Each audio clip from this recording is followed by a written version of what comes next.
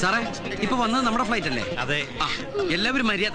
ഇത് എന്താണത് എല്ലാവരും കണ്ണട വെച്ചിരിക്കുന്നത്? അന്തമാരുടെ സംസ്ഥാന സമ്മേളനം വരുന്നത് എന്റെ അനിയനാ. എന്തായാലും കോട്ടും കണ്ണാടിയൊക്കെ വെച്ചപ്പോ നിന്നെ കാണുന്ന ഏറ്റവും ലുക്ക് ഉണ്ട്. ഈ ഒറ്റ വിരലും കൊണ്ട് കണ്ണാടിയൊക്കെ താത്തി പൊക്കിയും വെക്കണം, എന്നാലും പക്വത ഫീൽ ചെയ്യൂ. സിനിമയിലെ കണ്ടില്ലേ? ഈ ആകാശ് ആളൊരു സുന്ദരനായ മതിയായിരുന്നു. ആണെങ്കിൽ അവനെ കെട്ടി നീ ജർമ്മനിലേക്ക് പറക്കോ? പറഞ്ഞേക്കാം, ആദ്യം ആളെ കാണട്ടെ.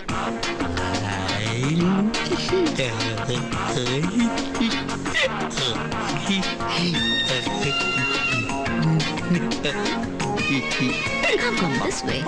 Oh, so you've come to your homeland. Oh, come, baby. Be careful, be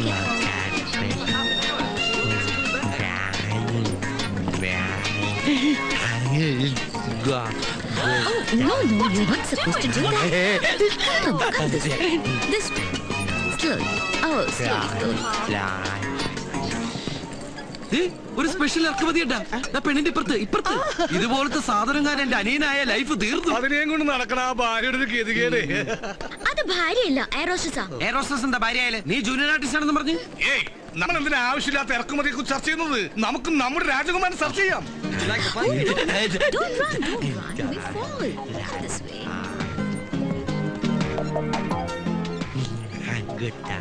Hello, Yeah. I am from Global India Travels. Okay, are you Mr. Subair? Yeah. Right, this is Mr. Akash Menon and this is his travel documents. എടാ bag എടുക്കുന്നവനെ നോക്കി എന്റെ ഒരു ചായ തോന്നില്ലടാ അവന്. എന്റെ അതേ കണ്ണു മൂക്കും അവൻ തന്നെ ആയിരിക്കുമല്ലോ എന്റെ അനിയൻ ആകാശ് മേനോൻ. തീർച്ചയായും. ആകാശ്, ദേ ചേട്ടൻ.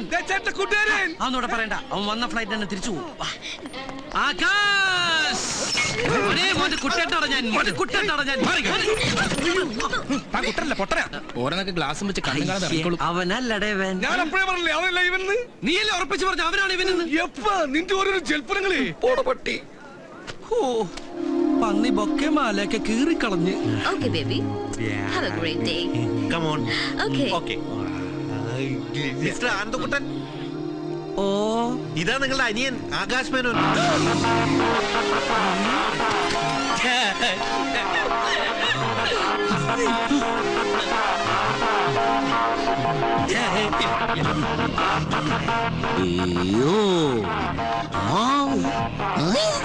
Yes.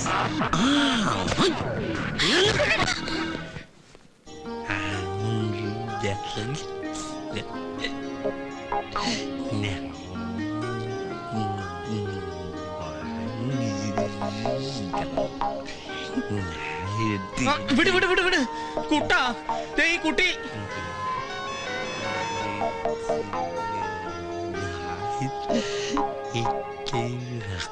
ഈ നോട്ടം കണ്ട ആലുവപ്പാലം വിലക്ക് വാങ്ങിക്കാൻ പോയിരുന്നു.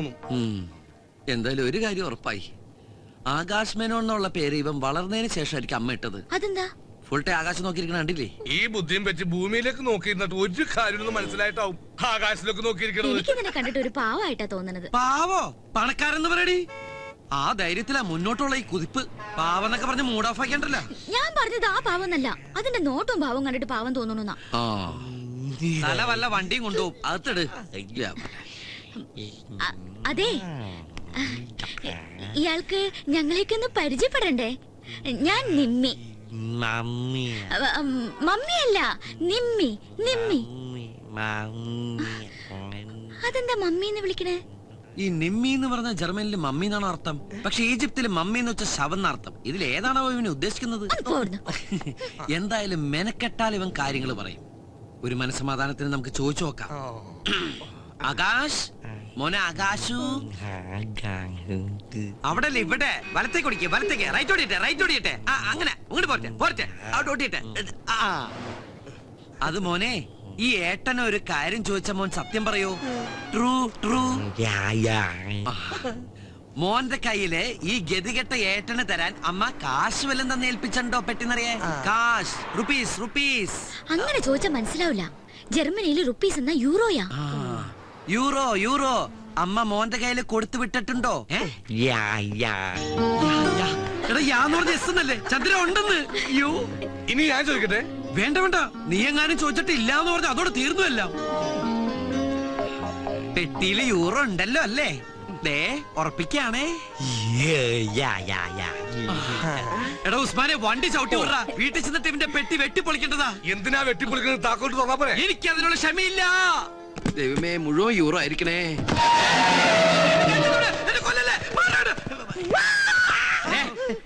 ഇത്രയും പ്രായമായില്ല, ഒരു പാവനെ കണ്ടിട്ടാണ് പേടിക്കുന്നത്.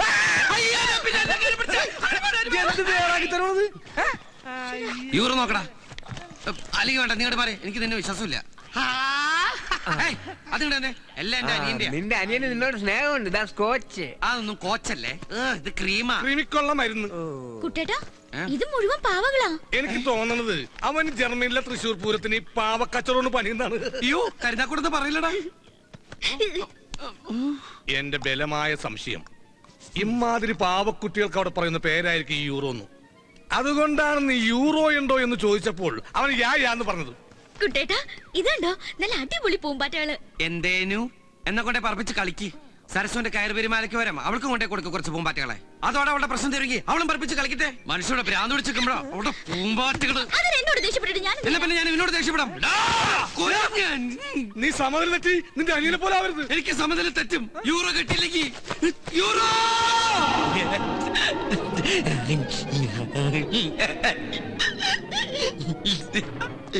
ഇവൻ എന്നെ കൊണ്ട് പോകുള്ളെന്ന് തോന്നണ.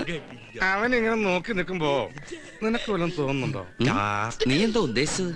ഐ മീൻ, പൂച്ച മത്തിത്തല കടിച്ചു പിടിച്ച് കൊടണ പോലത്തെ ആ സുന്ദരമായ ചിരി എന്തൊരു ഐശ്വര്യദായകമാണ്. നോക്കണ കുട്ടാ, കങ്കാരുവിനെ പോലെ വയറിലൊരു ബാഗ് ഫിറ്റ് ചെയ്ത്. കുട്ടാ, കിട്ടി, യൂറോ കിട്ടി. എവിടെ? നോക്കു മോനെ, ഈ കഥ കൊണ്ടുപോണത് ആ കങ്കാരു ബാഗാ. Euro euro.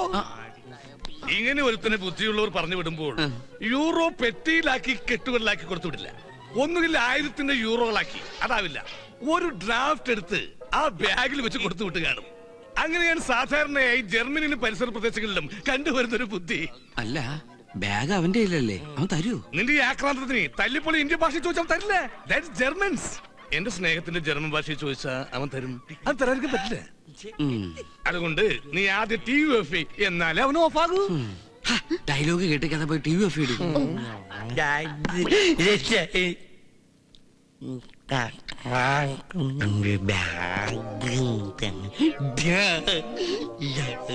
കുട്ടേട്ടനൊന്ന് ചോദിച്ചു നോക്ക്, ചെലപ്പോ തരും.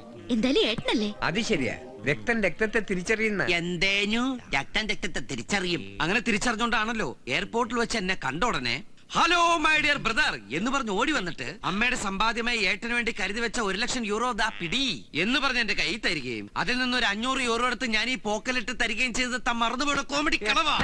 മൂക്കിൽ വരലിട്ട് കൊല്ലു അതിനെ. അല്ലടി, ഞാനൊന്ന് ചോദിച്ചു നോക്കിയാലോ? എന്തായാലും ഞാൻ എന്റെ ഏട്ടനല്ലേ. ആകാശ് മോനു, ആകാശു, കാശില്ലാത്തൊരു പാവം ദരിദ്രവാസിയല്ലേ നിന്റെ ഏട്ടൻ. മോന് വേണ്ടി എടുത്ത് ഈ വീടിന്റെ കാശ് ദേ നോക്കി. ഏട്ടന്റെ ഒരു കുഞ്ഞു ലൈന ഈ നിമ്മിക്കുട്ടി. ഇത് വാങ്ങിച്ചു തന്നതാ സരസുവിന്റെ കയ്യിൽ നിന്ന് കയറുപിരി മാല. അതെടുത്ത് കൊടുക്കാൻ കുറച്ച് കാശ്. കാശെന്ന് മലയാളത്തിൽ പറഞ്ഞാ നിങ്ങളുടെ ജർമ്മനിലെ യൂറോ. ഈ ആയാലും എനിക്ക് അത്ര വിശ്വാസം ഇല്ല കേട്ടോ. ബാഗ് മോൻ കഴുത്തി തന്നെ ഇട്ടോട്ടാ. ഊരണ്ടേ ഏട്ടൻ അതിന്ന് മെല്ലെ കാശ് എടുത്തോളാട്ടോ.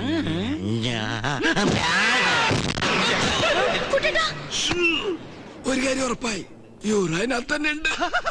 ഇപ്പോഴാ എനിക്ക് മനസ്സിലായത് ഞാൻ എങ്ങനെയാ താഴെ പോയതെന്ന്.